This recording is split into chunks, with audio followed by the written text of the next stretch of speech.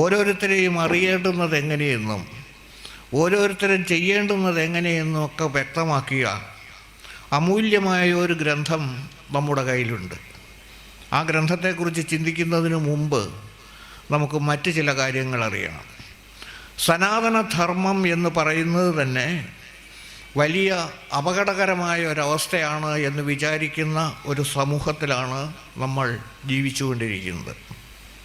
എന്തായിരിക്കും അതിന് കാരണം?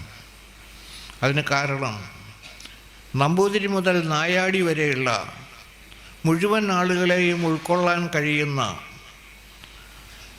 അതീവ പുരോഗമനപരമായ ഒരു സംസ്കൃതിയാണ് സനാതനധർമ്മം.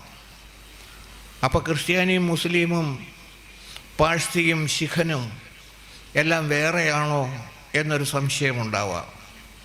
പക്ഷെ നമുക്ക് വ്യക്തമായ കാഴ്ചപ്പാട് തന്നിട്ടുണ്ട്. ആസിന്ധോ സിന്ധുപര്യന്ത യസ്യ ഭാരതഭൂമിക പിതൃഭൂ പുണ്യഭൂശ്ചൈവ തസ്യൈ ഹിന്ദുരിതി സ്മൃതി. അങ്ങ് വടക്ക് ഹിമാലയം മുതൽ ഇങ്ങ് തെക്ക് സിന്ധു മഹാസമുദ്രം വരെ വിസ്തൃതമായി കിടക്കുന്ന ഈ ഭാരത ഭൂദേശം എൻ്റെ മാതൃഭൂമിയാണ്, പിതൃഭൂമിയാണ്, കർമ്മഭൂമിയാണ് എന്ന് വിശ്വസിക്കുന്ന, ആ ചിന്ത മനസ്സിൽ സൂക്ഷിക്കുന്ന ആരൊരാളും യാതൊരുവനും സനാതന ധർമ്മവിശ്വാസിയാണ് അഥവാ ഹിന്ദുവാണ് എന്നാണ് പറഞ്ഞിരിക്കുന്നത്. അപ്പോൾ വീണ്ടും സംശയമായി, ആരാണ് ഹിന്ദു? എന്താണ് ഹിന്ദുത്വം? ഇത് നമുക്ക് മാത്രമല്ല ഉണ്ടായിരുന്നത്. ബഹുമാനപ്പെട്ട സുപ്രീം കോടതിയിൽ നമ്മുടെ കേരളീയനായ ഒരു സന്യാസി പ്രവരൻ, അദ്ദേഹത്തിൻ്റെ പേര് കേശവാനന്ദ ഭാരതി, കാസർഗോഡാണ് അദ്ദേഹത്തിൻ്റെ ആശ്രമം. ആശ്രമത്തിൻ്റെ പേര് നിത്യാനന്ദാശ്രമം. ആ ആശ്രമത്തിൻ്റെ മഠാധിപതിയായിട്ടുള്ള കേശവാനന്ദ ഭാരതി ഒരു ചോദ്യം സുപ്രീം കോടതിയിൽ സമർപ്പിച്ചു. ആരാണ് ഹിന്ദു? എന്താണ് ഹിന്ദുത്വം? കോടതി സാധാരണ സിംഗിൾ ബെഞ്ചിൽ അതിനെക്കുറിച്ച് ചർച്ച ചെയ്യാൻ ശ്രമിച്ചു. മറുപടി കിട്ടാൻ ബുദ്ധിമുട്ട്. ഡിവിഷൻ ബെഞ്ച് എടുത്തു, സാധിക്കുന്നില്ല. അവസാനം ഈ കേസിന് വേണ്ടി 13 അംഗ ബെഞ്ച് സ്ഥാപിച്ചു. അതായത് സുപ്രീം കോടതിയെ സംബന്ധിച്ചിടത്തോളം അതിൻ്റെ ഫുൾ ബെഞ്ച് എന്ന് പറയും. അങ്ങനെ ഫുൾ ബെഞ്ചിൽ ഈ കേസെടുത്തു.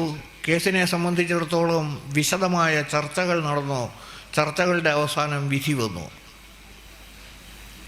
അതനുസരിച്ചിട്ട് ഹിന്ദു ആര്, ഹിന്ദു എന്ത് എന്ന് വ്യക്തമായ മറുപടി ഇന്ന് ലോകത്തിൻ്റെ മുമ്പിലുണ്ട്. ആ മറുപടിയാണ് എനിക്കും നിങ്ങളുടെ മുൻപിൽ സമർപ്പിക്കാനുള്ളത്. ആ മറുപടിയിൽ കോടതി പറഞ്ഞത് ഹിന്ദു ജാതിയല്ല, ഹിന്ദു മതമല്ല, ഹിന്ദു വർണ്ണമല്ല. അപ്പം ഇത് 3 കൂട്ടവും നമ്മുടെ കൂട്ടത്തിലുണ്ട്. ജാതി നമ്മുടെ കൂടെയുണ്ട്, വർണ്ണം നമ്മുടെ കൂടെയുണ്ട്, മതവും നമ്മുടെ കൂടെയുണ്ട്. ഹിന്ദു ദർശനത്തിൻ്റെ ഉള്ളിലെ മതങ്ങൾ, ബുദ്ധമതം, ജൈനമതം, ശിഖമതം, ഇതെല്ലാം ഇതിനകത്ത് പെടുന്നതാണ്. അപ്പം പിന്നെ ആരാണ്, എന്താണ്? It is only A path of life. ഇത് ജീവിതത്തിൻ്റെ ഒരു മാർഗമാണ്. സനാതനധർമ്മം എന്നുദ്ദേശിക്കുന്നത്, അഥവാ ഹിന്ദുധർമ്മം എന്നുദ്ദേശിക്കുന്നത്, അതിനെ ധർമ്മത്തെ മതമാക്കിയപ്പോൾ ധർമ്മവും മതവും തമ്മിലുള്ള വ്യത്യാസം മനസ്സിലാക്കാൻ സാധിക്കാതെ നമ്മളും പറഞ്ഞു, ഹിന്ദു എന്ന് കേൾക്കുമ്പോൾ എനിക്ക് ആകപ്പാടെ അലോസരമാണ്. ആലോചിക്കുക, ഹിന്ദു ജാതിയല്ല, മതമല്ല, വർഗമല്ല, വർണ്ണമല്ല, ഇതൊരു ജീവിത രീതിയാണ്. ഇത് ഞാൻ പറഞ്ഞതല്ല, കോടതി അസന്നിഗ്ധമായി തെളിയിച്ചു കഴിഞ്ഞ കാര്യം. ഇവിടെ ആ ഒരു ബോധ്യം വരുമ്പോൾ പിന്നെ നമുക്ക് സംശയം നിൽക്കുന്നത്, ഈ 2 അക്ഷരങ്ങൾ എവിടെ നിന്ന് കടന്നു വന്നു? ഹിന്ദു എന്ന് പറയുന്നത്, ഹിന്ദു എന്ന് ജൽപ്പിക്കുന്നത്, അത് ജൽപ്പനമാണ് എന്ന് പറയുന്ന സമൂഹത്തിൻ്റെ ഇടയ്ക്കാണ് നമ്മൾ ജീവിക്കുന്നത്. നമ്മുടെ പുരോഗമനവാദികൾ എന്ന് അഭിമാനിക്കുന്ന പലരും ഏറ്റവും കൂടുതൽ നിശിതമായി വിമർശിക്കുന്ന, ഉപയോഗിക്കുന്ന വാക്കും ഹിന്ദു തന്നെയാണ്. ആ ഹിന്ദുത്വം എന്നുദ്ദേശിക്കുന്നത് എന്ത് എന്നതുകൂടി നമുക്കറിയണം. ഹിന്ദുത്വത്തെ സംബന്ധിച്ചിടത്തോളം അതിന് മതം ആയിട്ട് എന്തെങ്കിലും ബന്ധമുണ്ടോ എന്നായിരിക്കും സംശയം വീണ്ടും ഉണ്ടാവുക.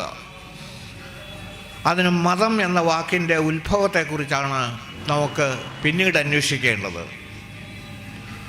അതന്വേഷിക്കാൻ തയ്യാറായാൽ മതം എന്ന വാക്ക് എവിടെ നിന്ന് വന്നു എന്ന് നമുക്കൊന്നറിയാൻ ശ്രമിക്കാം. മത് എന്ന ഒരു സംസ്കൃത ധാതുവിൽ നിന്നാണ് മതം എന്ന വാക്കിൻ്റെ തുടക്കം. ആ വാക്കിൻ്റെ അർത്ഥം എന്ന് പറയുന്നത് അഭിപ്രായം എന്ന് മാത്രമാണ്. നമുക്ക് ശരിയാണോ എന്ന് നോക്കാം. ക്രിസ്തുവിൻ്റെ അഭിപ്രായം രേഖപ്പെടുത്തിയിട്ടുള്ള ഗ്രന്ഥം ബൈബിൾ. മുഹമ്മദിൻ്റെ അഭിപ്രായം രേഖപ്പെടുത്തിയിട്ടുള്ള ഗ്രന്ഥം ഖുർആൻ. ഗുരുനാനാക്കിൻ്റെ അഭിപ്രായം രേഖപ്പെടുത്തിയിട്ടുള്ള ഗ്രന്ഥമാണ് ഗുരു ഗ്രന്ഥ സാഹിബ്. അങ്ങനെയാണെങ്കിൽ ഹിന്ദു എന്ന് പറയുന്ന ഒരു സന്യാസി, ഒരു പ്രവാചകൻ ക്രൈസ്റ്റിനെ പോലെ, മുഹമ്മദ് നബിയെ പോലെ, ഗുരുനാനാക്കിനെ പോലെ എവിടെയെങ്കിലും ഉണ്ടായിട്ടുണ്ടോ? ഇല്ല. അവിടെയാണ് ഏറ്റവും വലിയ പ്രശ്നം. രണ്ടാമത്തേത്, ഇതുപോലെ ഒരു ഗ്രന്ഥം നിങ്ങളുടെ അടിസ്ഥാന ഗ്രന്ഥം ഇതാണ് എന്ന് പറയാൻ കിട്ടിയിട്ടുണ്ടോ? നമ്മളോട് ആരെങ്കിലും ചോദിക്കുകയാണ് എന്താണ് നിങ്ങളുടെ സനാതനധർമ്മത്തിൻ്റെ അടിസ്ഥാന പ്രമാണം എന്ന് ചോദിച്ചാൽ അതിൻ്റെ ഉത്തരം എന്തായിരിക്കും? ഒരു സംശയവുമില്ലാതെ പറയണം, ഈ ലോകത്തിൽ വെളിച്ചം എന്ന അർത്ഥത്തിൽ ഏതെങ്കിലും ഒരു വാക്ക് ഉപയോഗിച്ചിട്ടുണ്ടെങ്കിൽ ആ വാക്കിൻ്റെ ഉത്തരവാദി ഞങ്ങളാണ്. ഞങ്ങളുടെ അപൂർവ ഗ്രന്ഥമാണ്. ആ ഗ്രന്ഥത്തിൻ്റെ കർത്താവ് എന്ന് പറയുന്നത് സാക്ഷാൽ ബ്രഹ്മാവാണ്. ബ്രഹ്മാവിൻ്റെ കയ്യിൽ നിന്ന് കിട്ടിയ ആ ഗ്രന്ഥത്തിൻ്റെ പേരാണ് വേദം. വേദങ്ങൾ ഇല്ല, വേദം. വേദം എന്ന വാക്കിൻ്റെ അർത്ഥം വധിക്കപ്പെട്ടത്, പറയപ്പെട്ടത്. പിൽക്കാലത്ത് ഈ വേദങ്ങളെ കുറച്ചുകൂടി ലളിതമാക്കണമെന്ന് തീരുമാനിച്ച് നമ്മുടെ മഹാനായ ഒരു ആചാര്യൻ അതിന് തയ്യാറായി. ആ ആചാര്യൻ്റെ പേരാണ്, അദ്ദേഹത്തിൻ്റെ പേര് കൃഷ്ണദ്വൈപായനൻ. ആ കൃഷ്ണദ്വൈപായനാണ് ഈ വേദത്തെ 4 ഭാഗങ്ങളാക്കി തിരിച്ചു. ആ 4 ഭാഗങ്ങൾ എന്നുദ്ദേശിക്കുന്നത് ഒന്നാമത്തെ ഭാഗം ഋഗ്വേദമാണ്, രണ്ടാമത്തേത് യജുർവേദമാണ്, മൂന്നാമത്തേത് സമവേദം, നാലാമത്തേത് അഥർവവേദം. അപ്പോൾ എന്താണ് നിങ്ങളുടെ സംസ്കാരത്തിൻ്റെ, സനാതനധർമ്മത്തിൻ്റെ അടിസ്ഥാനം എന്ന് ചോദിച്ചാൽ നമുക്ക് കൊടുക്കേണ്ടുന്ന ഉത്തരം ഞങ്ങളുടെ ധർമ്മത്തിൻ്റെ അടിസ്ഥാനം എന്ന് പറയുന്നത് വേദമാണ്. വേദത്തോട് ബന്ധപ്പെട്ട് എന്തെങ്കിലും ഉണ്ടോ? കാലം മാറിയപ്പോൾ മാറ്റങ്ങൾ നമ്മൾ എടുക്കാൻ തയ്യാറായി. അതിൻ്റെ അടിസ്ഥാനത്തിൽ ആ വേദങ്ങൾ ഉൾപ്പിരിവുകൾ വീണ്ടും വീണ്ടും ഉണ്ടായി.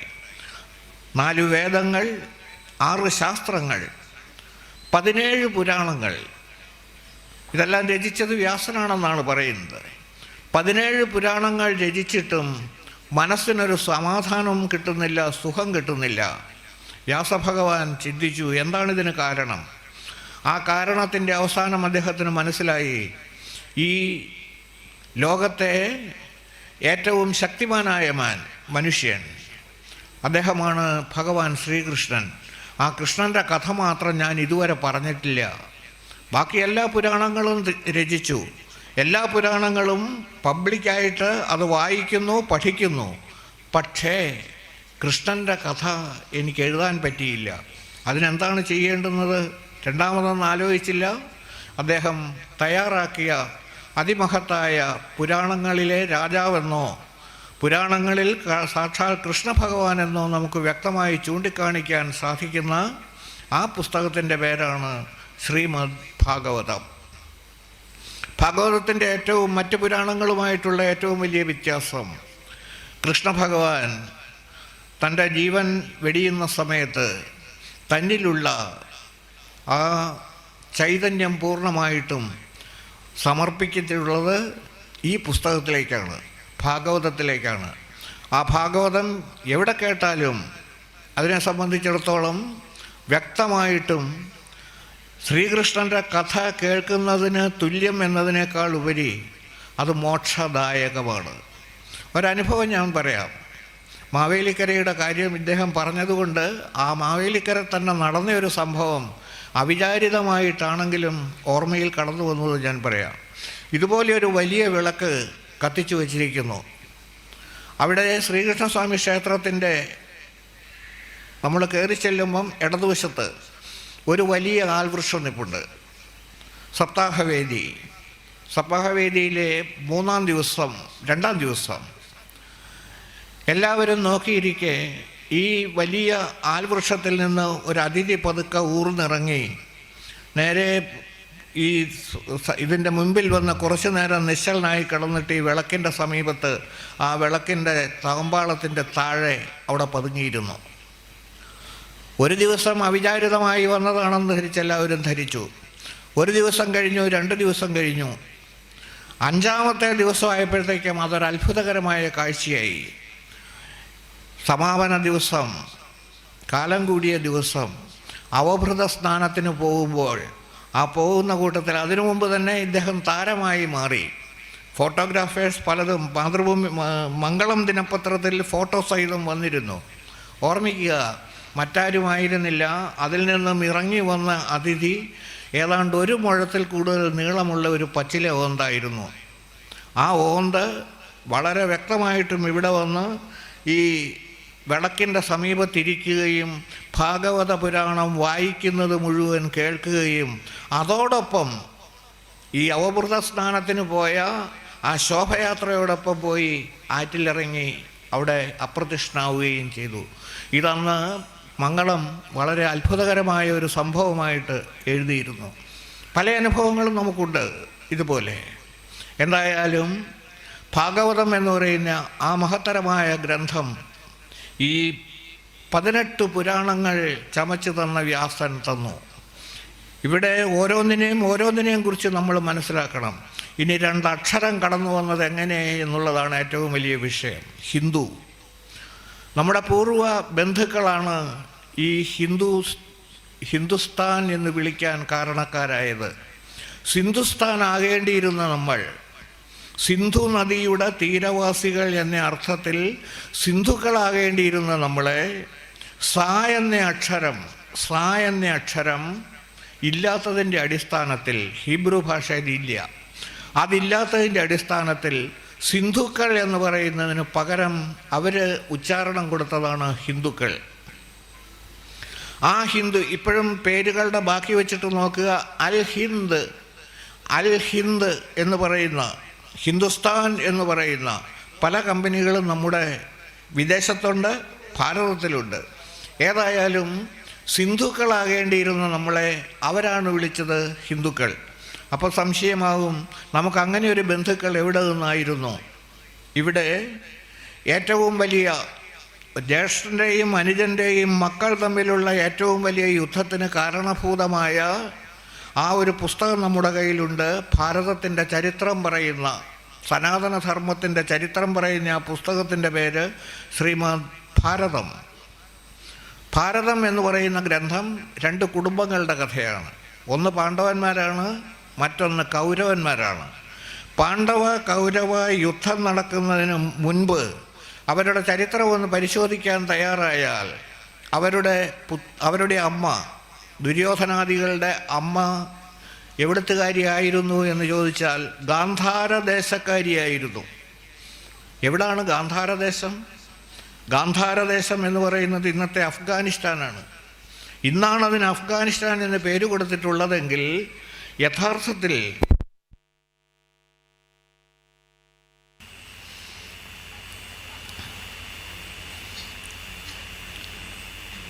ആധുനികരായ കുട്ടികൾ ചോദിക്കും, അഫ്ഗാനിസ്ഥാനാണ് ഗാന്ധാരദേശം എന്ന് പറയുന്നുണ്ടല്ലോ, എന്തെങ്കിലും തെളിവുണ്ടോ? നമ്മളെന്തെങ്കിലും പറഞ്ഞാൽ തെളിവില്ലെങ്കിൽ വിശ്വസിക്കണ പ്രശ്നമില്ല, തെളിവുണ്ടെങ്കിലേ വിശ്വസിക്കൂ. പക്ഷേ കുഞ്ഞുങ്ങളെ, നമ്മളറിയണം, ഗാന്ധാരദേശത്തിലെ അഫ്ഗാനിസ്ഥാനിലെ ഇപ്പോഴും അവർക്ക് പേരുമാറാൻ സാധിക്കാത്ത ഒരു സാധനമുണ്ട്. അതവിടുത്തെ എയർപോർട്ടാണ്. ആ എയർപോർട്ടിൻ്റെ പേര് ഗാന്ദഹാർ എന്ന് തന്നെയാണ്. അത് കുറച്ചുകൂടി ഒരു മാറ്റം വരുത്തിയിട്ട് കാന്തഹാർ എന്ന് പറയുന്നു മാത്രം. അപ്പം ഗാന്ധാർ ദേശത്തിലെ രാജകുമാരിയായിരുന്നു ഗാന്ധാരി. ആ ഗാന്ധാരിയുടെ പേരിൽ നിന്നാണ് ഗാന്ധാരദേശമുണ്ടായതും ഇന്നത്തെ ഗാന്ധഹാർ എന്ന് പറയുന്ന എയർപോർട്ട് ഉണ്ടായതും. എന്തായാലും അവിടെ നിന്നും പതിവ്രതാരത്നം എന്ന് വേണമെങ്കിൽ പറയാൻ കഴിയുന്ന ഗാന്ധാരിയെ വിവാഹം കഴിച്ചു കൊണ്ടുവന്നപ്പോൾ ഇവിടെ വന്നപ്പോഴാണ് കാണുന്നത് ഭർത്താവിന് രണ്ട് കണ്ണുമില്ല. ഭർത്താവിനെ കാണാൻ കഴിയാത്ത കാഴ്ചകളൊന്നും എനിക്കും കാണണ്ട എന്ന് തീരുമാനിച്ച് സാരിയുടെ തുമ്പ് കീറി പതുക്കെ രണ്ട് കണ്ണും അങ്ങോട്ട് കെട്ടി. കുട്ടികളോ ഇങ്ങേ വശത്ത് സഹോദര ഭാര്യയ്ക്ക് കുന്തിക്കും മാതിരിക്കും 3, 2, 5 പിള്ളേർ. അങ്ങേ വശത്തോ 100 പേര്. കണക്കിനനുസരിച്ചിട്ട് 100 ആൺപിള്ളേരും 1 പെണ്ണും. എന്തായാലും പിന്നീടുണ്ടായ കഥകളൊന്നും നമുക്ക് ഇപ്പോൾ പറയേണ്ട കഥയില്ലാത്തതുകൊണ്ട് ഞാൻ വരുന്നില്ല. അപ്പോൾ അഫ്ഗാനിസ്ഥാൻ എന്ന് പറയുന്ന ആ സ്ഥലത്ത് നിന്നാണ് നമുക്ക് ബന്ധങ്ങൾ തുടങ്ങിയത്. ആ ബന്ധങ്ങളിലാണ് നമ്മളെ അവർ വിളിച്ചു ഹിന്ദുസ്ഥാനികൾ. അൽ ഹിന്ദ് എന്ന പദത്തിൽ നിന്ന് കിട്ടി നമുക്ക് ഹിന്ദുക്കൾ എന്ന നാമധേയം. അപ്പോൾ ബന്ധുക്കളാണ് നമുക്ക് ഹിന്ദുക്കൾ എന്ന പേര് സമ്മാനിച്ചത്. പക്ഷേ ഇന്ന് പറയുന്നത് ഹിന്ദുക്കൾ എന്ന പേര് കേട്ടാൽ തന്നെ അവജ്ഞയാണത്രേ. ആരാണിത് പറയുന്നത്? ഹിന്ദുക്കൾ തന്നെയാണ് പറയുന്നത്. അതാണ് അതിൻ്റെ അകത്ത് ഏറ്റവും വലിയ രസകരമായ കാര്യം. എന്തായാലും ഇവിടുത്തെ വിദ്യാഭ്യാസ സമ്പ്രദായം പഴയ കാലത്തെ മുതൽ ഇങ്ങോട്ട് നോക്കിപ്പോന്നു കഴിഞ്ഞാൽ ഏത് ഭാഗം വേണമെങ്കിലും എടുത്ത് നിങ്ങൾ പരിശോധിച്ചുകൊള്ളൂ.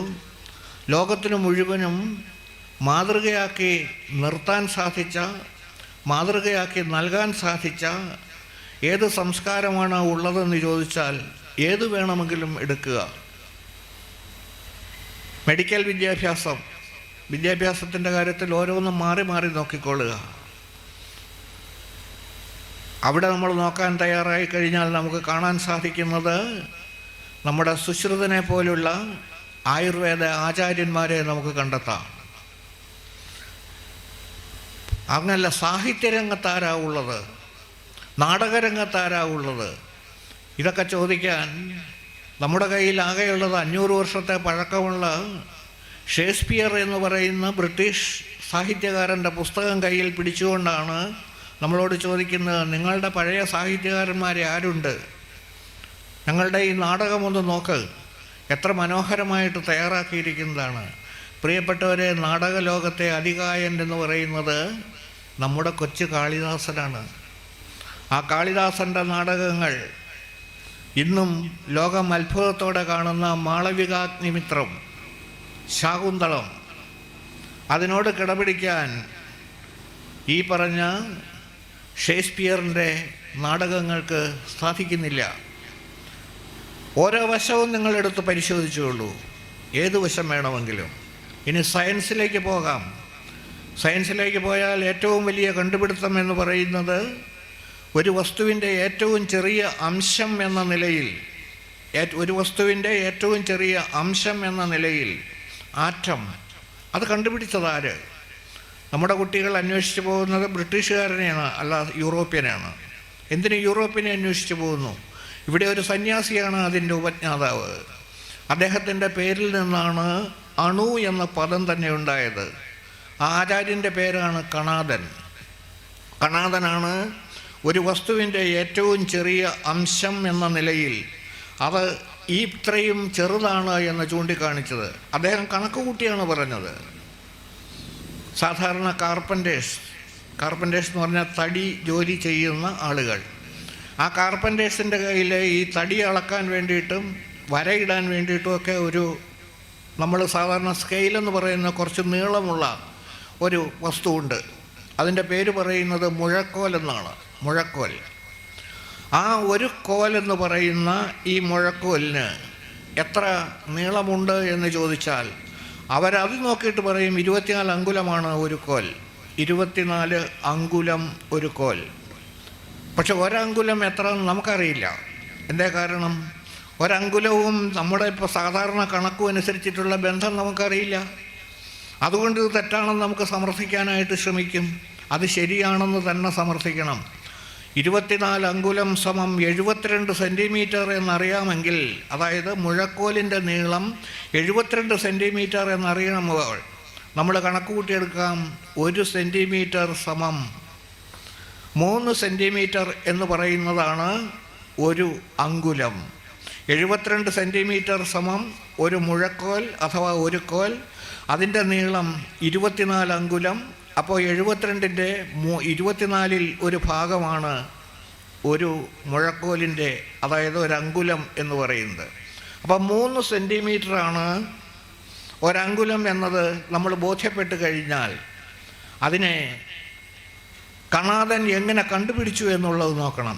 അതിനെ ഈ 3 സെൻറ്റിമീറ്ററിനെ, ഇപ്പം ഇവിടെ നമ്മൾ ഈ ക്ഷേത്രത്തിലെ വിഗ്രഹത്തിൻ്റെ ഉയരം 1.5 അടി ഇല്ല 2 അടി ഇങ്ങനെ പറയില്ല.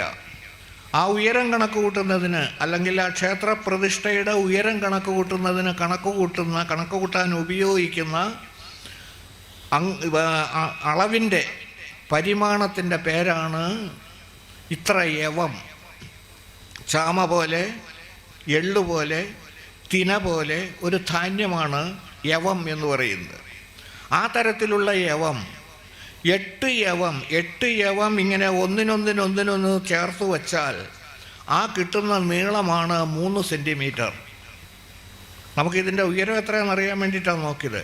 അപ്പോൾ 1 സെൻറ്റിമീറ്റർ സമം ഈ 3 സെൻറ്റിമീറ്റർ സമം ഇതിൻ്റെ നീളം വരുന്നത് 8 യവം. അപ്പോൾ 1 യവത്തിൻ്റെ ഭാഗം എത്രയാണെന്ന് അറിയാൻ എന്ത് ചെയ്യണം? ഈ സെൻറ്റിമീറ്ററിനെ 3 സെൻറ്റിമീറ്ററിനെ 8 കൊണ്ട് ഹരിക്കണം. അങ്ങനെ ഹരിക്കാൻ പറ്റുമോ? ഹരിക്കാൻ പറ്റും. അങ്ങനെ ഹരിച്ച് കിട്ടുന്ന ഹരണഫലത്തെ, അഥവാ ഇതിനെ 28,42,000 കൊണ്ട് 28,42,000 കൊണ്ട് ഹരിച്ചാൽ കിട്ടുന്ന തുകയാണ് അണുവിൻ്റെ വലിപ്പം. ഞാൻ പറഞ്ഞതല്ല, കണാദൻ കൃത്യമായി രേഖപ്പെടുത്തി വച്ചിരിക്കുന്നതാണ്. ആ വലിപ്പം ഇതുവരെ നമ്മുടെ ശാസ്ത്രലോകത്തിന് നിഷേധിക്കാനും അത് തെറ്റാണെന്ന് സമർത്ഥിക്കാനും കഴിഞ്ഞിട്ടില്ല. അപ്പം അതിൻ്റെ അർത്ഥം വെറുതെ ഒരു കണക്ക് കൂട്ടി പറയുന്നതല്ല, ഇത് കൃത്യമായി കണക്ക് കൂട്ടുന്നു. അങ്ങനെ കണക്ക് കൂട്ടി കണ്ടെത്തിയ ആ ആറ്റത്തെ അവിടം കൊണ്ട് അവസാനിപ്പിച്ചു. എന്തായിരിക്കും കാരണം? കണാദൻ്റെ അന്നത്തെ സമകാലീനരായ യതിവര്യന്മാർ അദ്ദേഹത്തെ സമീപിച്ചിട്ട് പറഞ്ഞു, അങ്ങ് ഈ പഠനം ഇവിടെ അവസാനിപ്പിക്കണം. കാരണം ഇതിൽ നിന്നും എന്താണ് ആഫ്റ്റർ എഫക്റ്റായിട്ട് ഉണ്ടാകാൻ പോകുന്നത്, ഈ പഠനം മുന്നോട്ടേക്ക് കൊണ്ടുപോയാൽ എന്ത് സംഭവിക്കും എന്നതിനൊരു ഉത്തരം നമുക്ക് കിട്ടുന്നില്ല. അതുകൊണ്ട് ഈ പഠനം ഇവിടെ അവസാനിപ്പിക്കണം. കണാദൻ പറഞ്ഞു, ഒരു വിഷമവുമില്ല, ഇവിടെ അവസാനിപ്പിച്ചിരിക്കുന്നു. ആ അവസാനിപ്പിച്ചത് ഞാൻ അവിടെ നിന്ന് എടുത്തിട്ടാണ് ഇപ്പോൾ നിങ്ങളുടെ മുമ്പിലേക്ക് തരുന്നത്. കണാദൻ അവസാനിപ്പിച്ച പഠനത്തിൻ്റെ ആറ്റം ആധുനിക ശാസ്ത്രജ്ഞന്മാർ കൊണ്ടുപോയി പഠിച്ച് നമ്മുടെ കേരളത്തിലെ കായംകുളത്ത് പോലും ഒരു ആണവ റിയാക്ടർ സെൻറ്റർ എന്ന് പറയുന്നത് സ്ഥാപിച്ചിട്ടുണ്ട്. ആ തരം 285 ആണവ റിയാക്ടർ സെൻറ്റേഴ്സ് നമ്മുടെ ലോകത്തിലെമ്പാടുമുണ്ട്. അതിലൊരെണ്ണമാണ് ഏതാണ്ട് ഒരു 5 വർഷം മുമ്പ് റഷ്യയിലെ ചെർണോബിൽ എന്ന് പറയുന്ന സ്ഥലത്ത് സംഭവിച്ചത്. ഇന്നും ആ പ്രദേശത്തേക്ക് ആരും പോകാൻ പറ്റില്ല. പക്ഷേ ഇന്നത്തെ പത്രത്തിൽ കണ്ടു, ലോകത്തിലാദ്യമായിട്ട്, ഇത്രയും കാലത്തിനിടയ്ക്ക് ലോകത്തിലാദ്യമായിട്ട് ഇതുപോലെ അണുവിസ്ഫോടനം നടന്ന സ്ഥലത്ത് ഒരു കറുത്ത പായൽ ഉണ്ടായിരിക്കുന്നു. യാതൊന്നും ഉണ്ടാകാതെ ഊഷരഭൂമിയായി പോകുന്നിടത്ത് ആശയുടെ കിരണങ്ങൾ നൽകിക്കൊണ്ടാണ് ഈ ചെർണോബിൽ വിസ്ഫോടനം നടന്ന സ്ഥലത്ത് അവിടുത്തെ കെട്ടിടങ്ങളുടെ ഭിത്തിയിൽ ഈ കറുത്ത പായൽ ഉണ്ടായതെന്ന് ഇന്നത്തെ മംഗളം പത്രത്തിൻ്റെ ഉൾപേജിലുണ്ട്. ഞാനിത് ആ ഒരു അവസ്ഥ ഇപ്പോഴാണ് പറയുന്നത്, അതിന് മുമ്പത്തെ കാര്യമാണ് പറയുന്നത്. ഇത് പഠിച്ചിട്ട് ഇതിൻ്റെ ഉപകാരപ്രദമായ ഭാഗം എന്ന നിലയിൽ ഈ ആണവ റിയാക്ടർ സെൻറ്ററുകൾ നമുക്കുണ്ടാക്കി തന്നപ്പോൾ ഊർജമാണ് അതിൽ നിന്ന് ലഭിക്കുന്നത്. അത് വളരെ നല്ലതാണ് എന്ന് പറഞ്ഞു. പക്ഷേ ലഭിച്ച ഊർജത്തിനേക്കാൾ എത്രയോ ഇരട്ടി മറ്റൊരു അപകടകരമായ അവസ്ഥയിലേക്ക് കൊണ്ടുപോകാം എന്ന് കണ്ടെത്തി.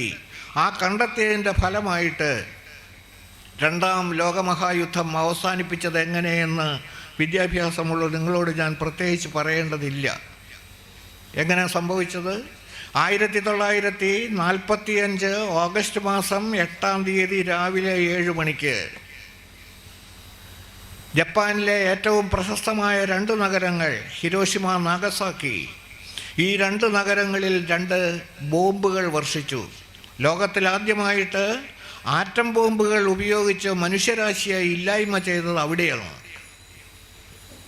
നമ്മളല്ല അതിന് ഉപജ്ഞാതാക്കൾ. ആറ്റം ബോംബിൻ്റെ ഉപജ്ഞാതാക്കൾ, ആറ്റം ബോംബിന് കാരണഭൂതമായ വസ്തു കണ്ടുപിടിച്ചത് ധൈര്യമായിട്ട് പറയാം ഇവിടെയാണ്, കണാദനാണ്.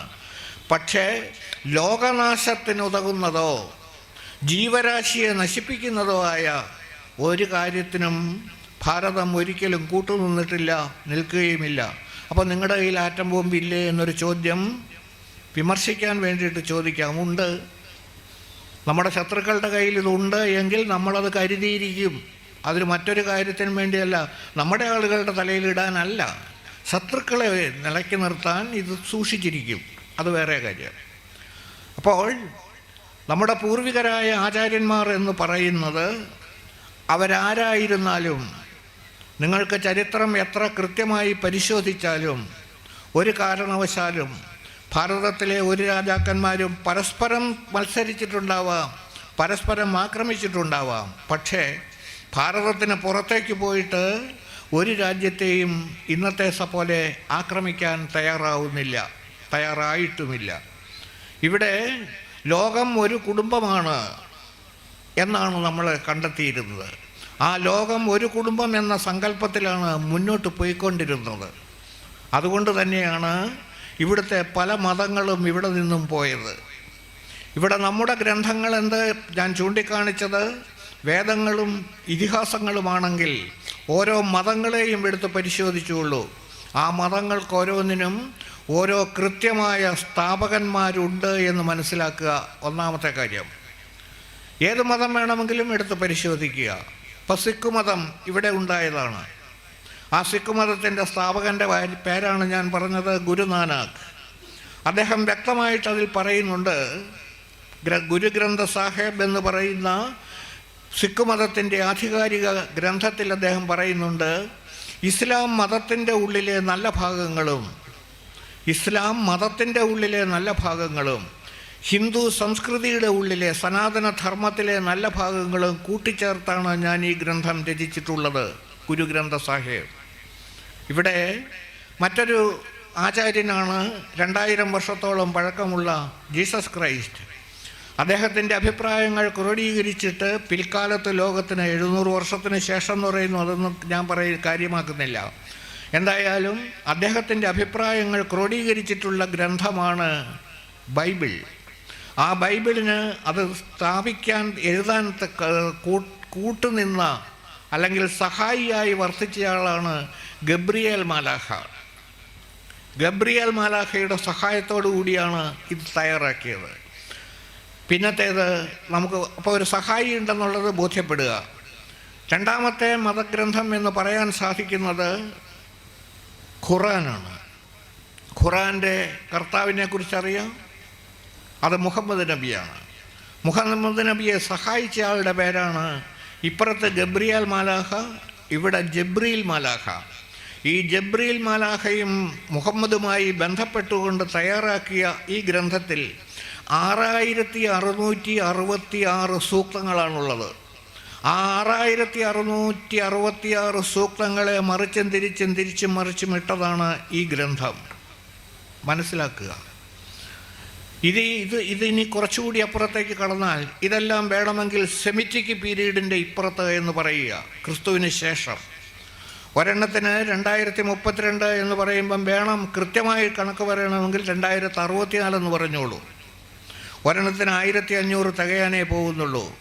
നിങ്ങളുടെ കാലമോ എന്ന് ചോദിച്ചാൽ അതിൻ്റെ ഉത്തരം ഏകദേശം സനാതനധർമ്മത്തിൻ്റെ കാരണഭൂതമായിട്ടുള്ള സിന്ധു നാഗരികതയുടെ കാലം എന്ന് പറഞ്ഞ് വ്യക്തമാക്കുന്നത് ക്രിസ്തുവിന് മുൻപ് BC, ക്രിസ്തുവിന് മുൻപ് ഏകദേശം 3500-നും 5000-നും ഇടയ്ക്കും, ഇപ്പോഴത്തെ ഇതും കൂടെ കൂട്ടിക്കഴിഞ്ഞാൽ ചരിത്രം പറയാൻ പറ്റുന്നത് 7500 വർഷം. 7500 വർഷം. ഞാൻ പറയുന്നു ഇരുണ്ട കാലഘട്ടം എന്ന് പറഞ്ഞ് dark period of the world, ഇരുണ്ട കാലഘട്ടം. ആ ഇരുണ്ട കാലഘട്ടം എന്ന് പറഞ്ഞ് മാറ്റി വച്ചിരിക്കുന്ന ഒരു 10,000 കൊല്ലമുണ്ട്. ആ 10,000 കൊല്ലം ഇപ്പുറത്തേക്ക് വരുമ്പോഴാണ് നമുക്ക് ഈ അവസാനത്തെ ഇപ്പോഴത്തെ യുഗത്തിൽ വസിച്ചുകൊണ്ടിരിക്കുന്ന നമുക്ക്, ഏതാ ഇപ്പോഴത്തെ യുഗം? കലിയുഗം. ആ കലിയുഗത്തിൽ വസിച്ചുകൊണ്ടിരിക്കുന്ന നമുക്ക് എത്ര പേർക്ക് പറയാൻ സാധിക്കും കലിയുഗം ഇതെത്രയാണെന്ന്? കലിയുഗം എത്രയാണെന്ന് ആർക്കെങ്കിലും? 5000. നമ്മുടെ കൊല്ലവർഷം എത്രയാ? എത്രയാ? ഇവിടെ കണ്ടൊരു 2000-ൻ്റെ കണക്ക് പറഞ്ഞ് കേട്ടു, അതുകൊണ്ടാണ് ചോദിച്ചത്. മനസ്സിലായില്ലേ? അപ്പോൾ 5126 നമ്മുടെ ചരിത്രമാണ്. 5126 വർഷം പഴക്കമുള്ള, എന്തുകൊണ്ട് പറഞ്ഞു? ശ്രീകൃഷ്ണ പരമാത്മാവ് സ്വർഗാരോഹണം ചെയ്ത ദിവസം മുതൽ ആരംഭിച്ചു എന്ന് പറയുന്ന കലിയുഗമാണ് 5126 നിൽക്കുന്നത്. അപ്പം അതിനു മുമ്പുണ്ടായിരുന്ന യുഗങ്ങൾ എവിടെ? ദ്വാപരയുഗമുണ്ട്, അതിനു മുമ്പ് ത്രേതായുഗമുണ്ട്, അതിനു മുമ്പ് തന്നെ മറ്റൊരു യുഗമുണ്ട്, സത്യയുഗം. എത്രയാണ് ആ യുഗങ്ങളുടെ കാലം? നമുക്ക് വിശ്വസിക്കാൻ പറ്റില്ല. ഈ ഗ്രന്ഥത്തിൻ്റെ, ഇവിടെ ഇപ്പോൾ പാരായണം ചെയ്യുന്ന ഈ ഗ്രന്ഥത്തിൻ്റെ ആദ്യ ഭാഗം, ആ ഗ്രന്ഥം വീട്ടിലുള്ളവർ എടുത്തു നോക്കുക. ആദ്യ ഭാഗം പരിശോധിച്ചാൽ ആധുനിക ശാസ്ത്രം നിങ്ങളോട് പറയുന്നു, ഇവിടുത്തെ ജീവരാശിക്ക്, മനുഷ്യരാശിക്കല്ല, ജീവരാശിക്ക് ഏകദേശം 196 കോടി വർഷത്തെ പഴക്കമുണ്ട്. 196 കോടി വർഷത്തെ പഴക്കമാണ് ഉള്ളത്. ആ 196 കോടി വർഷത്തെ പഴക്കമുള്ളതിൽ ബ്രഹ്മാവിൻ്റെ ദിവസങ്ങൾ ഇങ്ങനെ കണക്കുകൂട്ടി ഇങ്ങോട്ട് കൊണ്ടുവന്നിട്ട് അവസാനത്തെ ഈ പറഞ്ഞ മന്വന്തരത്തിൽ കൊണ്ടുവന്ന് എത്തിച്ചിട്ട് നമ്മളോട് പറയുകയാണ്, നിങ്ങൾ കലിയുഗത്തിലാണ് വസിക്കുന്നത്. കലിയുഗത്തിൽ ജീവിച്ചുകൊണ്ടിരിക്കുന്ന നിങ്ങളുടെ ഏറ്റവും വലിയ, അതിൽ നിന്ന് കലികാലത്തിൽ നിന്നും രക്ഷപ്പെടാനുള്ള മാർഗം കൃഷ്ണനെ ധ്യാനിക്കുക, മനനം ചെയ്യുക. ഇതാണ് ആ ഒരവസ്ഥ. അതൊരു വേറൊരു വശത്തേക്ക് മാറ്റി വെച്ചുകൊണ്ട് ഞാൻ ചോദിക്കുന്നു, 5126 വർഷം ഇപ്പോൾ നടന്നിട്ടുണ്ടെങ്കിൽ 5000 അധികം 2000 ശിഷ്ടം വർഷം പഴക്കം പറഞ്ഞപ്പോൾ അന്ന് പറഞ്ഞ കാലം എവിടെ പോയി? നമ്മുടെ കാലം എന്ന് പറയുന്നത്, നമുക്ക് അച്ഛനെക്കുറിച്ച് നമുക്ക് ഓർമ്മ, അച്ഛൻ്റെ അച്ഛനെ കഷ്ടിച്ചോർമ്മ. ആദ്യം ഇങ്ങോട്ട് വരുമ്പോൾ എത്ര തലമുറ പിന്നാമ്പുറത്തുണ്ടായിരുന്നു എന്ന് എത്ര പേർക്ക് പറയാൻ പറ്റും? ഇന്ന് ഒരമ്മയെ സംബന്ധിച്ചിടത്തോളം നമ്മൾ നോക്കിയാൽ അമ്മയുടെ മകൾ, ആ മകളുടെ മകൾ, അടുത്തതൊരു മകൾ, അവിടെ കൊണ്ട് ആ തലമുറ അവസാനിക്കുകയാണ്. കാരണം ആദ്യത്തെ അമ്മുമ്മയെ ആർക്കും അറിയില്ല. ഈ ഒരവസ്ഥയിൽ വന്നപ്പോൾ ഇതിൻ്റെ ചരിത്രം രേഖപ്പെടുത്തി വയ്ക്കുന്ന സ്വഭാവം നമുക്കില്ലാത്തതിൻ്റെ അടിസ്ഥാനത്തിൽ നമുക്ക് നമ്മുടെ ധർമ്മങ്ങൾ പലതും നഷ്ടപ്പെട്ടു പോയി. പക്ഷേ ഇവിടെ കൃത്യമായിട്ട് സമയത്തെ പോലും ഗണിച്ച്, സമയത്തെ പോലും അപഗ്രഹിച്ച്, സമയത്തിൻ്റെ ഏറ്റവും ചെറിയ അംശം ഏത് എന്ന് നമ്മൾ പറഞ്ഞതിൻ്റെ അപ്പുറത്ത് കടന്നു പറയാൻ ആർക്കും കഴിഞ്ഞിട്ടില്ല. ഇന്ന് നിങ്ങൾ പറയുന്ന മൈക്രോ സെക്കൻഡ്സ് എന്ന് പറയുന്ന സകലതും ഇന്ന് മൈക്രോ കണക്ക് കൂട്ടലിലാണ്. മൈക്രോ സെക്കൻഡ് എന്ന് പറയുന്നതിനെ വ്യക്തമായിട്ടും ഇതേ ഗ്രന്ഥത്തിൽ ഒരു ഭാഗത്തുകൂടി നമ്മളെ ബോധ്യപ്പെടുത്തി തരുന്നുണ്ട്. സമയത്തിൻ്റെ ഏറ്റവും ചെറിയ യൂണിറ്റ് ഏതാണ്, ഏറ്റവും ചെറിയ അംശം ഏതാണ്? വ്യക്തമായിട്ട് വ്യാസൻ പറയുന്നു, ഒരു താമരപ്പൂവിൻ്റെ 2 അല്ലികൾ എടുക്കുക, ആ 2 അല്ലികൾ എടുത്തിങ്ങനെ ചേർത്ത് വയ്ക്കുക, കൂർത്തുമൂർത്തി ഒരു സൂചി എടുക്കുക, ആ സൂചി ഒന്നാമത്തെ താമരയല്ലിയിൽ തൊട്ട് രണ്ടാമത്തെ താമരയല്ലി മുറിയാൻ വേണ്ടുന്ന സമയം, അതായത് 2 താമരയല്ലി മുറിയാൻ വേണ്ടുന്ന സമയമാണ് സമയത്തിൻ്റെ യൂണിറ്റ്. നമ്മളോട് ചോദിച്ചാൽ നമ്മൾ പറയും സെക്കൻഡാണ്. കുറച്ചുകൂടി വിദ്യാഭ്യാസമുള്ള ആളുകളോട് ചോദിച്ചാൽ അവർ പറയും മൈക്രോ സെക്കൻഡാണ്. ഒരു മൈക്രോ സെക്കൻഡും അല്ല. ആ സമയത്തിൻ്റെ കൃത്യമായ കണക്ക് കൂട്ടിയിട്ട് ഈ പറഞ്ഞ സമയത്തിന് കൊടുത്തിരിക്കുന്ന പേരാണ് അല്പസമയം. അല്പസമയം. അങ്ങനെ 30 അല്പസമയം കൂടിക്കഴിഞ്ഞാൽ ഒരു കല, 30 കല കൂടിയാൽ ഒരു കാഷ്ട, 30 കാഷ്ട കൂടിയാൽ ഒരു ത്രുടി, 30 ത്രുടി കൂടിയാൽ ഒരു ഞൊടി. ഇതാണ് ഒരു ഞൊടി. കൈകൊണ്ട് 2 വിരലുകൾ ചേർത്തിട്ട് ഈ ശബ്ദമുണ്ടാക്കുന്ന അതിൻ്റെ പേരാണ് ഒരു ഞൊടി. ആ ഒരു ഞൊടിക്ക് ഈ പറഞ്ഞ സമയം ഒന്ന് കണക്ക് കൂട്ടി നോക്കുക. 4:30 ഞാൻ പറഞ്ഞത്. കല, കാഷ്ട, ത്രുടി, ഞൊടി. ഈ 30 4:30 ഗുണിച്ചു നോക്കുക. 30 ഗുണം 30 900. 900 ഗുണം 30 27,000. 27,000 ഗുണം 30 8,10,10,000. 8,10,10,000. അപ്പോൾ ഒരു സെക്കൻഡ് എന്ന് പറയുന്ന സമയം, നമ്മുടെ ഒരു സെക്കൻഡ് എന്ന് പറയുന്ന സമയത്തെ 8,10,10,000 ഒരു ഭാഗമായി ഭാഗിച്ച് അതാണ് സമയത്തിൻ്റെ യൂണിറ്റ് എന്ന് പറഞ്ഞിട്ട് നമുക്ക് കണക്ക് കൂട്ടി തന്നതാണ് 196,58,00,000 വർഷമെന്ന്. അപ്പം നമ്മുടെ ആചാര്യന്മാർ വിവരമില്ലാത്തവരാണോ? നമ്മുടെ ആചാര്യന്മാർ പഠിക്കാത്തവരാണോ? തീർച്ചയായിട്ടും നമ്മുടെ ഏത് ശാസ്ത്രം എടുത്ത് പരിശോധിച്ചാലും ആ ശാസ്ത്രത്തിനെല്ലാം മറുകര കണ്ട ആചാര്യന്മാരാണ് ഭാരതത്തിലുണ്ടായിരുന്നത് എന്ന് വ്യക്തമാക്കി തരാൻ വേണ്ടിയിട്ടാണ് ഞാനിത് ഇത്രയും വ്യക്തമാക്കി സൂചിപ്പിച്ചത്. അങ്ങനെയുള്ള ഈ സംസ്കൃതിക്ക് എന്ത് സംഭവിച്ചു? ഏതാണ്ട് 1000 വർഷത്തെ 1200 വർഷത്തെ അടിമത്വം, 1000 വർഷത്തെ മുഗൾ ഭരണം, 200 വർഷത്തോളം നീണ്ടു നിൽക്കുന്ന യൂറോപ്യൻ്റെ ഭരണം. ഈ 2 ഭരണങ്ങളിലൂടെ നമ്മുടെ വിദ്യാഭ്യാസ സമ്പ്രദായം പരിപൂർണമായിട്ടും പോയി. നമ്മുടെ ഗ്രന്ഥങ്ങളെ സൂക്ഷിച്ചിരുന്ന നളന്ദ പോലെ, തക്ഷശില പോലെയുള്ള യൂണിവേഴ്സിറ്റികൾ എല്ലാം നശിപ്പിച്ചു. ആ നശിപ്പിച്ചത് കഴിഞ്ഞതിന് ശേഷം ഇന്നും നമ്മുടെ കുട്ടികളെ പഠിപ്പിക്കാൻ തയ്യാറാവുന്നത് തീർച്ചയായിട്ടും സംശയരേശമെന്നേ പറയാം, നമ്മുടെ അടിമത്വത്തിൻ്റെ ഭാഗമാണ് നമ്മളെ പഠിപ്പിക്കാൻ തയ്യാറാവുന്നത്. ഭാരതം അടിമയല്ല, നമ്മളാരും അടിമകളല്ല. നമ്മുടെ ധീരതയുടെ പര്യായങ്ങളായി ഉണ്ടായിരുന്നവരെ എല്ലാം ചവറ്റുകൊട്ടയിലേക്ക് മാറ്റി. വീരശിവജി, റാണാപ്രതാപൻ, ഇവരൊക്കെ ഇന്നെവിടെയാണ്? ഇപ്പോൾ അവരെല്ലാം പതുക്കെ എഴുന്നേറ്റ് വരുന്നുണ്ട്. പക്ഷേ അതിനു മുൻപ് അവരെല്ലാവരും അജ്ഞതയുടെ കൂടാരത്തിലേക്ക് തള്ളി നീക്കാനും ദ ഗ്രേറ്റ് എന്ന് പറഞ്ഞുകൊണ്ട് പലരെയും നമ്മുടെ മുമ്പിൽ കൊണ്ടുവരാനും സാധിച്ചു. ഒരു ഗ്രേറ്റിനെ ഞാനൊന്ന് പരിചയപ്പെടുത്തി തരാം. ഭാരതം ഭരിച്ച ചക്രവർത്തിമാരിൽ വളരെ ഗൗരവമുള്ള ഒരാളായിരുന്നു അക്ബർ ദ ഗ്രേറ്റ്. ചരിത്രം പഠിച്ച വിദ്യാർത്ഥികൾ ഈ കൂട്ടത്തിലുണ്ടാവും, അവർക്കറിയാം. അക്ബർ ദ ഗ്രേറ്റ് എന്താ പറയാൻ കാരണം? അക്ബർ ചക്രവർത്തി തൻ്റെ മന്ത്രിയായിട്ടുള്ള രാജാ മാൻസിംഹൻ്റെ സഹോദരിയെ വിവാഹം കഴിച്ചു.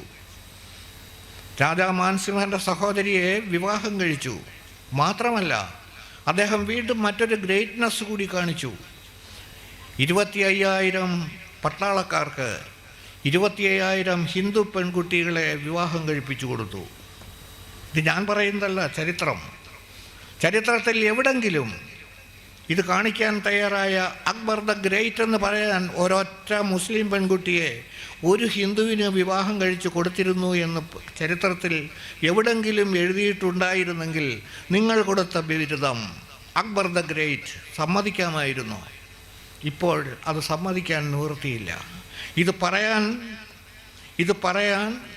ഇത് മനസ്സിലാക്കാൻ, ഈ വിദ്യാഭ്യാസം പോരാ എന്ന് പറയാൻ തയ്യാറാകുമ്പോൾ അത് വേണ്ട, ഞങ്ങൾക്ക് പഴയ അടിമത്തം തന്നെ മതി എന്ന് പറയുന്ന അവസ്ഥയിലേക്ക് പോകരുത്.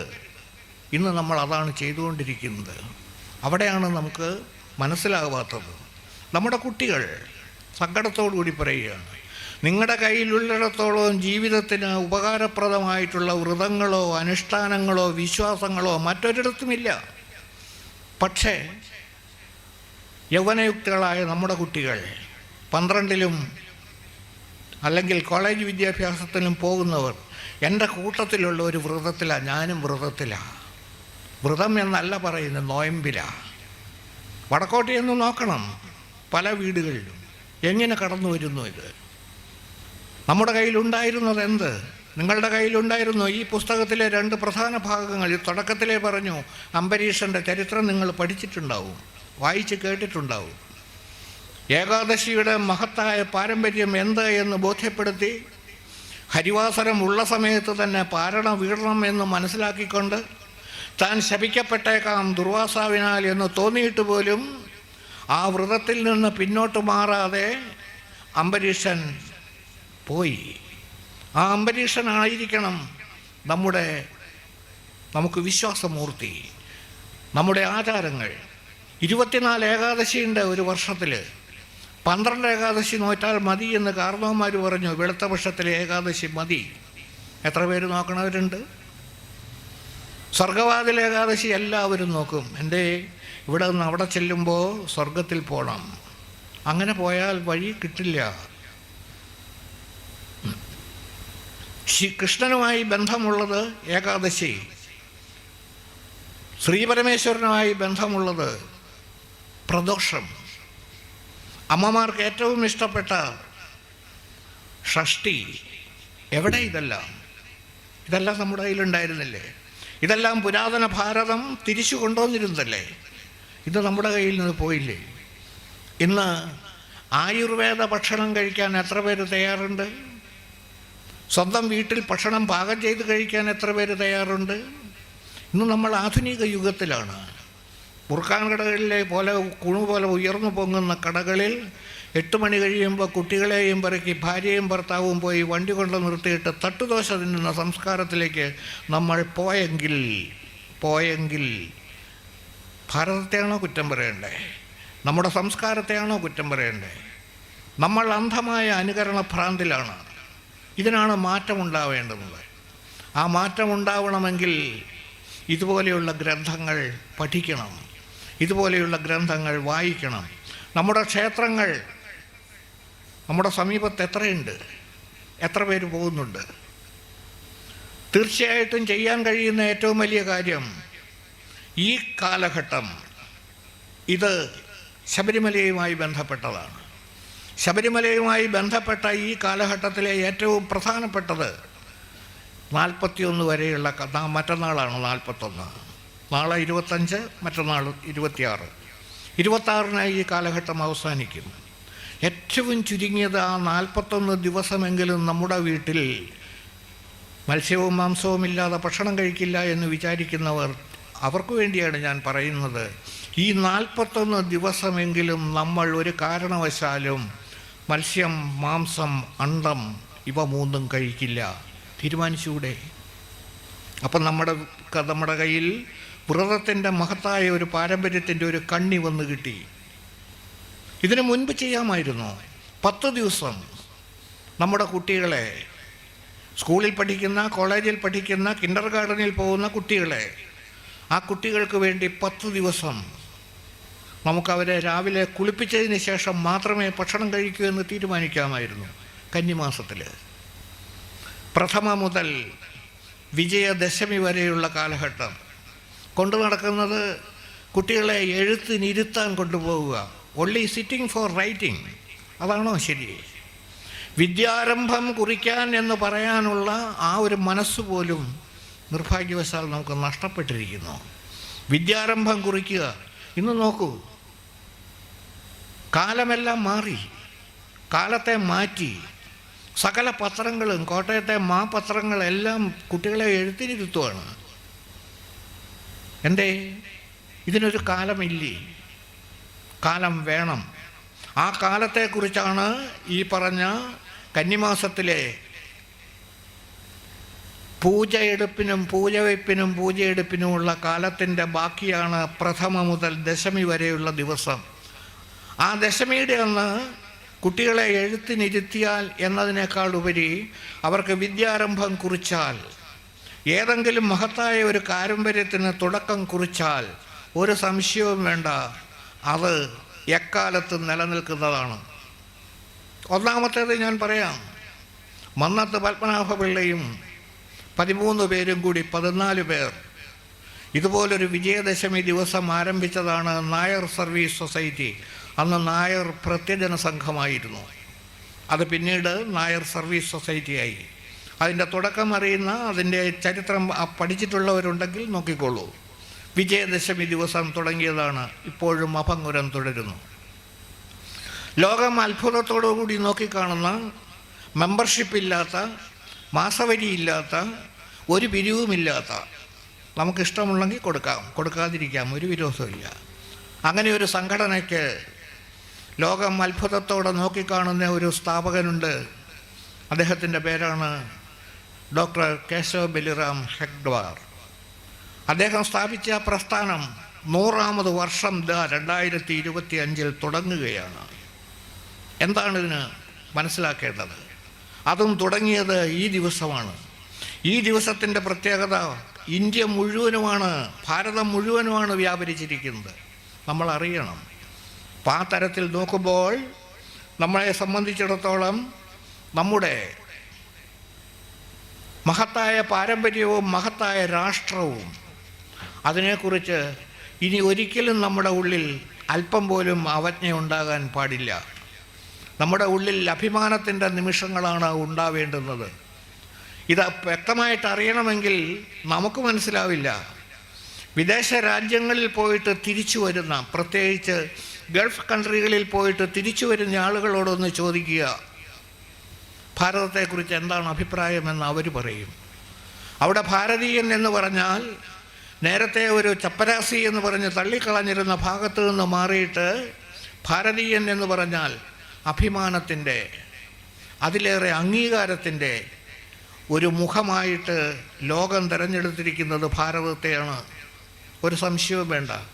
നമ്മുടെ അഭിവന്ദ്യനായ പ്രധാനമന്ത്രി ലോകത്തിൻ്റെ മുമ്പിൽ ചോദിച്ചു, ഞങ്ങളുടെ കയ്യിൽ ചില വിദ്യകളുണ്ട്, ഞങ്ങളങ്ങോട്ട് തരാം.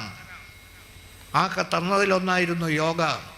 ഇന്ന് നോക്കുക, ലോകം മുഴുവൻ അംഗീകരിച്ചിരിക്കുന്നു യോഗയെ. ആരംഭിച്ചത് ഇവിടെയാണ്, ഭാരതത്തിൽ.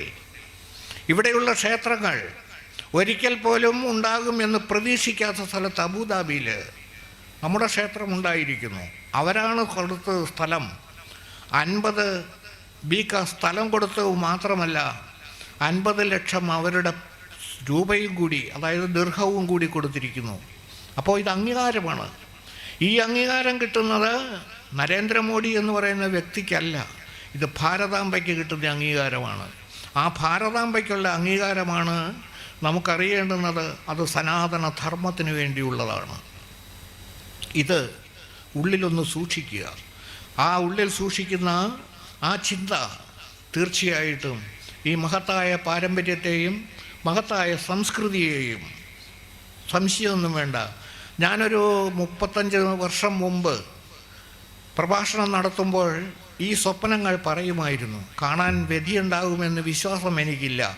പക്ഷേ എൻ്റെ അടുത്ത തലമുറയ്ക്ക് അടുത്ത 50 വർഷത്തിൻ്റെ ഉള്ളിൽ മാറ്റങ്ങൾ പ്രതീക്ഷിക്കുന്നത് കാണാമെന്ന് പറഞ്ഞത് എനിക്ക് തന്നെ നേരിട്ട് ബോധ്യപ്പെടുന്ന നിലയിൽ അനുഭവം നേരിട്ട് കണ്ടപ്പോൾ അത് നിങ്ങളുമായി പങ്കുവയ്ക്കണം. എവിടെ ചെന്നാലും എൻ്റെ സഹോദരന്മാരുമായിട്ട് ഈ വിഷയം പങ്കുവയ്ക്കാതിരിക്കാൻ നമുക്ക് സാധ്യമല്ല.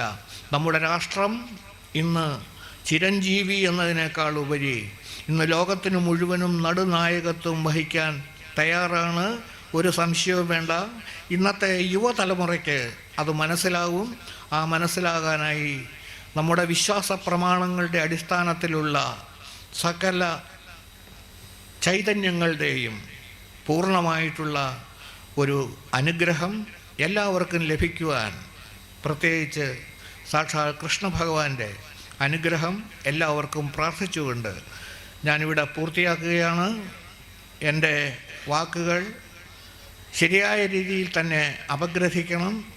ആരെയും കുറ്റപ്പെടുത്താൻ വേണ്ടിയിട്ടല്ല ഞാൻ ഈ കാര്യങ്ങൾ സൂചിപ്പിച്ചത്. മഹത്തായൊരു പാരമ്പര്യത്തെയും സംസ്കാര പൈതൃകത്തെയും നിങ്ങളുടെ മുമ്പിൽ സമർപ്പിച്ചുവെന്ന് മാത്രം. എൻ്റെ വാക്കുകൾ നറുമലരുകളായി ഭഗവാന്റെ തൃപ്പാദത്തിൽ സമർപ്പിച്ചുകൊണ്ട് ശാന്തി മന്ത്രത്തോടെ ഇപ്പോൾ ഇവിടെ പൂർത്തിയാക്കുന്നു. നന്ദി, നമസ്കാരം. ഓം സഹനാവവതു സഹനൗ ഭുനക്തു സഹ വീര്യം കരവാവഹൈ തേജസ്വിനാവധീതമസ്തു മാ വിദ്യുഷാവഹൈ. ഓം ശാന്തി ശാന്തി ശാന്തി. ഞാൻ പറഞ്ഞതിലോ നിങ്ങൾ ധരിച്ചതിലോ ഏതെങ്കിലും ഭാഗം സംശയാസ്പദമായിട്ടുള്ളതാണെന്നോ തെറ്റാണെന്നോ നിങ്ങൾക്ക് തോന്നുന്നു എങ്കിൽ അതൊന്നും സ്വന്തമാക്കണ്ട. ശരിയെന്ന് തോന്നുന്നതെല്ലാം നിങ്ങൾക്ക് സ്വന്തം, അല്ലാത്തതെല്ലാം ഞാൻ തിരിച്ചെടുക്കുന്നു. അത് എല്ലാം സഹിക്കുന്ന, എല്ലാം പൂർണ്ണമായിട്ടും എല്ലാം അനുഗ്രഹിക്കുന്ന സാക്ഷാൽ അയ്യപ്പസ്വാമിയുടെ പാദാരവിന്ദങ്ങളിലേക്ക് സമർപ്പിക്കുന്നു. കായേന വാചാ മനസേന്ദ്രിയൈർവാ ബുദ്ധ്യാത്മനാ വാ പ്രകൃതേ സ്വഭാവാ കരോമി യദ്യത് സകലം പരസ്മൈ ശ്രീഭൂതനാഥേതി സമർപ്പയാമി. ഹരി ഓം തത്സത്, ഹരി ഓം തത്സത്, ഹരി ഓം തത്സത്.